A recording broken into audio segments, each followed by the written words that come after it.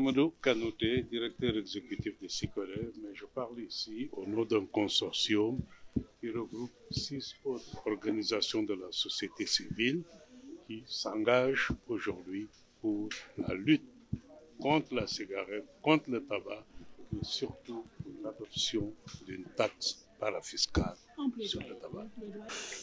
Mais écoutez, peut-être l'industrie du tabac, ce qu'il faut retenir, c'est plutôt l'impact que ce tabac a sur la population. Et c'est 233 milliards de francs CFA par année pour la prise en charge des maladies causées en grande partie par le tabac. Ces maladies, c'est les maladies non transmissibles.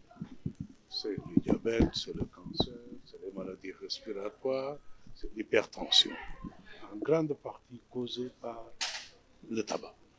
Et donc, quand on se dit que sur ces 233 milliards, les 3/4 sont pris en charge par le patient, les ménages, les parents de celui qui fume la cigarette.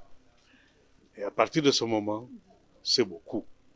3/4 de 233 milliards pris en charge par la société, c'est beaucoup.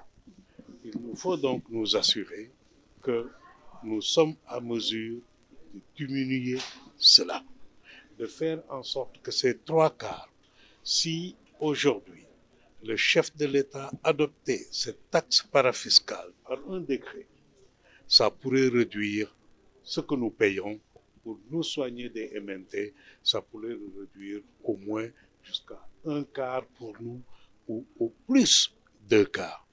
Et c'est pourquoi, aujourd'hui, cette prise de conscience par les Badianogor, qui travaillent à la base, ancrés dans nos communautés, qui chaque jour se lèvent et accompagnent les ménages défavorisés vers l'hôpital, et qui souvent dépensent de leur argent pour pouvoir les transporter ou payer leur ticket modérateur quand ils arrivent à l'hôpital.